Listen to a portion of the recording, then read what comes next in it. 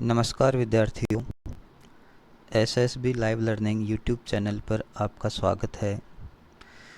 विद्यार्थियों, आज का हमारा टॉपिक वाक्य रूपांतरण।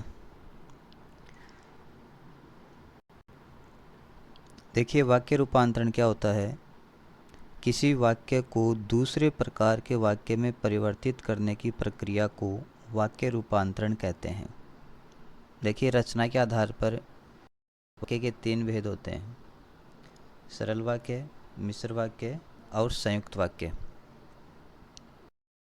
इन वाक्यों को आपस में एक दूसरे भेद में परिवर्तित करने की जो प्रक्रिया होती है उसे वाक्य रूपांतरण कहते हैं। जैसे मान लो सरल वाक्य दिया हुआ है और सरल वाक्य से मिश्र वाक्य बनाना या संयुक्त वाक्य बनाना। इसी प्रकार से संयुक्त वाक्य से मिश्र वाक्य या सरल वाक्य बनाना और मिश्रित वाक्य से सरल वाक्य या संयुक्त वाक्य बनाने की प्रक्रिया को वाक्य रूपांतरण कहते हैं। तो वाक्य रूपांतरण पढ़ने से पहले हमें रचना के आधार पर जो वाक्य के भेद होते हैं उनकी जानकारी होना आवश्यक है। रचना के आधार पर वाक्य के 3 भेद होते हैं: सरल वाक्य, मिश्र वाक्य और संयुक्त वाक्य। इनके बारे में हम विस्तार से पिछले वीडियो में पढ़ चुके हैं। यदि आपने वो वीडियो नहीं देखे हैं तो इस वीडियो के डिस्क्रिप्शन बॉक्स में आपको लिंक मिल जाएगा, वहाँ से आप उन्हें देख सकते हैं। तो आइए आगे बढ़ते हैं। अभी देखिए, किसी वाक्य को दूसरे वाक्य में परिवर्तित करते समय मूल वाक्य का लिंग, वचन व काल परिवर्तित नहीं होना चाहिए। तो वाक्य रूपांतरित करते हैं जब एक वाक्य को दूसरे प्रकार के वाक्य में परिवर्तित करते हैं, तो पहली जो बात है वो ये है कि जो मूल वाक्य है, मूल वाक्य का जो लिंग है, वचन है, काल है, उसमें किसी प्रकार का परिवर्तन नहीं होना चाहिए। यदि सरल वाक्य में जो वाक्य है, मान लो एक वचन में है, पुल्लिंग में है, वर्तमान काल में है, तो उसका जो वाक्य परिवर्तन करते हैं अपन, उसे मान लो मिश्र वाक्य में बदलते हैं, तो उस मिश्र वाक्य का भी लिंग, वचन, काल वही होना चाहिए। इसमें किसी प्रकार का परिवर्तन नहीं होना चाहिए। ठीक है, आगे बढ़ते हैं। अब सबसे पहले सरल वाक्य को मिश्र वाक्य में परिवर्तित करना। देखिए, जो सरल वाक्य होता है उसको मिश्र वाक्य में परिवर्तित कैसे करते हैं, इसके कुछ नियम हैं जो हम पढ़ेंगे। पहला नियम है, मिश्र वाक्य बनाने के लिए सरल वाक्य से एक प्रधान उपवाक्य और एक या अधिक आश्रित उपवाक्य बनाए जाते हैं तथा दोनों को उचित योजक शब्दों से जोड़ दिया जाता है। देखिए, सरल वाक्य में क्या होता है, एक वाक्य होता है, इसमें किसी प्रकार के कोई उपवाक्य नहीं होते हैं। और मिश्र वाक्य में क्या होता है, मिश्र वाक्य में एक प्रधान उपवाक्य होता है और एक या अधिक आश्रित उपवाक्य होते हैं।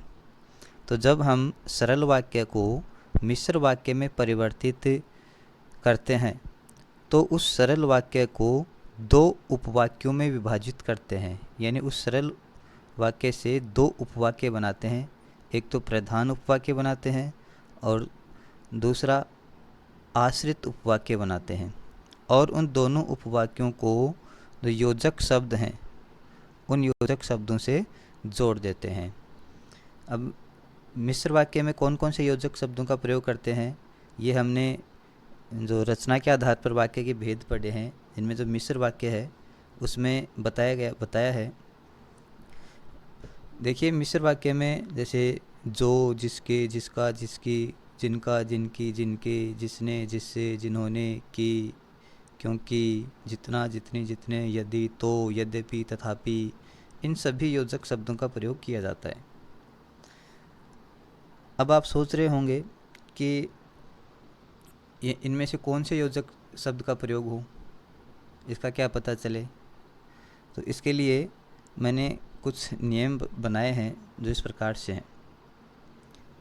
देखिए, आगे है दूसरा नियम, सरल वाक्य में यदि किसी संज्ञा या सर्वनाम पद की विशेषता बताई गई है तो उस वाक्य को मिश्र वाक्य में परिवर्तित करते समय मिश्र वाक्य में विशेषण आश्रित उपवाक्य बनाना चाहिए। देखिए, जो मिश्र वाक्य होता है उसमें जो आश्रित उपवाक्य होते हैं वो 3 प्रकार के होते हैं: संज्ञा आश्रित उपवाक्य, विशेषण आश्रित उपवाक्य और क्रिया विशेषण आश्रित उपवाक्य। तो जब भी हमें किसी संयुक्त वाक्य को या सरल वाक्य को मिश्र वाक्य में परिवर्तित करना होता है तो हमें मिश्र वाक्य के आश्रित उपवाक्य के अनुसार उसे परिवर्तित करना चाहिए और आश्रित उपवाक्यों के अनुसार ही उनमें जो योजक शब्द हैं उनका प्रयोग करना चाहिए। ठीक है, तो इसमें दूसरा नियम है, इसको ध्यान से देखो एक बार, कि सरल वाक्य में यदि किसी संज्ञा या सर्वनाम पद की विशेषता बताई गई है, आप जिस सरल वाक्य को मिश्र वाक्य में परिवर्तित करना चाह रहे हैं उस सरल वाक्य में यदि किसी संज्ञा या सर्वनाम पद की विशेषता बताई गई है, उसमें किसी विशेषण पद का प्रयोग किया गया है, तो उस वाक्य को मिश्र वाक्य में परिवर्तित करते समय एक तो प्रधान उपवाक्य बनाएंगे और दूसरा जो आश्रित उपवाक्य बनाएंगे वह विशेषण आश्रित उपवाक्य बनाएंगे। ठीक है, और विशेषण आश्रित जो उपवाक्य होता है उसमें जो, जिसके, जिसका, जिसकी, जिनका, जिनकी, जिनके, जिसे, जिससे, जिसने, जिन्हें, जिन्होंने, इन योजक शब्दों का प्रयोग किया जाता है। तो इस प्रकार से जिस वाक्य को हम मिश्र वाक्य में परिवर्तित कर रहे हैं उस वाक्य में यदि संज्ञा या सर्वनाम पद की विशेषता बताई गई है तो उसमें हमें विशेषण आश्रित उपवाक्य बनाना है। देखिए, आगे उदाहरण देखते हैं। पहले सरल वाक्य दिया गया है, अच्छे लड़के मेहनती होते हैं। अच्छे लड़के मेहनती होते हैं। इसमें देखिए, लड़के जो संज्ञा है इसकी विशेषता बताई गई है, मेहनती होते हैं। ठीक है, लड़के संज्ञा की विशेषता है कि लड़के कैसे होते हैं, मेहनती होते हैं। यहाँ पर विशेषण का प्रयोग किया गया है, तो इसका जब हम मिश्र वाक्य बनाएंगे तो मिश्र वाक्य में विशेषण आश्रित उपवाक्य का निर्माण करेंगे। ठीक है, और विशेषण आश्रित उपवाक्य में क्या होता है, ये जो योजक शब्द हैं इनका प्रयोग किया जाता है। तो अब हमें इन योजक शब्दों में से उचित योजक शब्द का प्रयोग करते हुए यहाँ पर मिश्र वाक्य बनाना है। तो इसका मिश्र वाक्य क्या हो जाएगा, जो लड़के मेहनत होते हैं वे अच्छे होते हैं। ठीक है, इसके बाद में अगला उदाहरण देखिए, सरल वाक्य है, छतरी वाले आदमी को बुलाओ। छतरी वाले आदमी को बुलाओ। यहाँ पर जो आदमी संज्ञा है इसकी विशेषता बताई गई है छतरी वाले। ठीक है, यानी इसमें भी विशेषण का प्रयोग हुआ है। तो इसका मिश्र वाक्य क्या हो जाएगा, उस आदमी को बुलाओ जिसके पास छतरी है। ठीक है, तो इस प्रकार से सरल वाक्य से मिश्र वाक्य में परिवर्तन करते हैं। अब आगे बढ़ते हैं। अगला नियम है इसका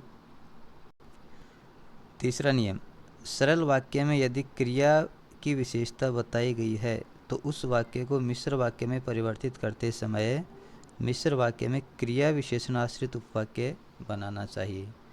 जिस सरल वाक्य को हम मिश्र वाक्य में परिवर्तित कर रहे हैं उस सरल वाक्य में यदि क्रिया की विशेषता बताई गई है तो हमें मिश्र वाक्य में क्रिया विशेषण आश्रित उपवाक्य बनाना है। और क्रिया विशेषण आश्रित उपवाक्य के लिए यदि, तो, यद्यपि, तथापि, जैसा, जैसी, जैसे, जहाँ, जब, जितना, जितनी, जितने, क्योंकि, इन योजक शब्दों का प्रयोग किया जाता है। देखिए, उदाहरण देखते हैं। सरल वाक्य है, प्रधानाचार्य के आते ही प्रार्थना शुरू हुई। इसमें देखिए, प्रार्थना शुरू होने की क्रिया कब हुई, प्रधानाचार्य के आते ही हुई, यानी क्रिया के होने की विशेषता बताई गई है इसमें। ठीक है, यानी क्रिया विशेषण का प्रयोग इसमें किया गया है। तो इसको हम क्रिया विशेषण आश्रित उपवाक्य के अनुसार परिवर्तित करेंगे। एक तो इसमें प्रधान उपवाक्य बनाएंगे और दूसरा जो आश्रित उपवाक्य बनाएंगे वो क्रिया विशेषण आश्रित उपवाक्य बनाएंगे। इसका मिश्र वाक्य क्या हो जाएगा? जैसे ही प्रधानाचार्य आए वैसे ही प्रार्थना शुरू हुई। ठीक है। अगला उदाहरण है सरल वाक्य। देखिए इसमें माँ के जाते ही बालक रोने लगा, यानी बालक के रोने की क्रिया कब हुई? माँ के जाते ही। ठीक है। यानी बालक के रोने की जो क्रिया है उसके समय से संबंधित विशेषता बताई गई है कि माँ के जाते ही रोने की क्रिया आरंभ हो गई, यानी क्रिया की विशेषता बताई गई है। तो इसमें भी क्रिया विशेषण उपवाक्य बनाएंगे। तो इसका क्या हो जाएगा मिश्र वाक्य? जब माँ गई तो बालक रोने लगा। या इसको ऐसे भी बना सकते हैं, जैसे ही माँ गई वैसे ही बालक रोने लगा। आगे बढ़ते हैं। अब चौथा इसका नियम है, जब सरल वाक्य में न तो किसी संज्ञा व सर्वनाम की विशेषता बताई जाती है और न ही क्रिया की विशेषता बताई जाती है,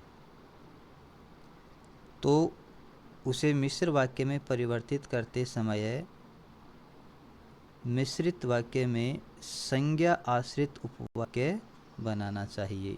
यानी ऐसे सरल वाक्य जिनमें न तो किसी संज्ञा या सर्वनाम पद की विशेषता बताई जाती है और न ही क्रिया की विशेषता बताई जाती है, तो वहाँ पर मिश्र वाक्य बनाते समय जो आश्रित उपवाक्य बनाएंगे वो संज्ञा आश्रित उपवाक्य बनाएंगे।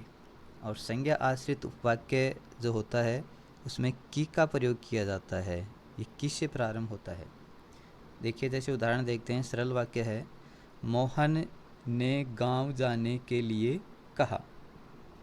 अब इसमें न तो कोई विशेषता बताई गई है और न ही कोई क्रिया की विशेषता बताई गई है, न किसी पद की विशेषता बताई गई है संज्ञा सर्वनाम की। तो इसको संज्ञा आश्रित उपवाक्य इसमें बनाएंगे अपन। तो मिश्र वाक्य क्या हो जाएगा? मोहन ने कहा कि मुझे गांव जाना है। इसी प्रकार से मान लो और कोई उदाहरण है, जैसे महात्मा गांधी ने सदा सत्य बोलने के लिए कहा। महात्मा गांधी ने सदा सत्य बोलने के लिए कहा। ये सरल वाक्य है। इसको मिश्र वाक्य में परिवर्तित करेंगे तो क्या होगा? महात्मा गांधी ने कहा कि सदा सत्य बोलो। तो इस प्रकार से नियम हैं। इन नियमों के अनुसार हम सरल वाक्य से मिश्र वाक्य बना सकते हैं। विद्यार्थियों, ये जो नियम मैंने आपको बताए हैं ये आपको किसी भी व्याकरण की बुक में पढ़ने के लिए नहीं मिलेंगे। ये नियम मैंने अपने अनुभव के आधार पर तैयार किए हैं, और यदि आप इन नियमों को एक बार समझ लेते हैं तो भविष्य में कभी भी आपसे मिश्र वाक्य बनाते समय किसी प्रकार की कोई गलती नहीं होगी। तो अगले वीडियो में हम सरल वाक्य से संयुक्त वाक्य बनाना सीखेंगे।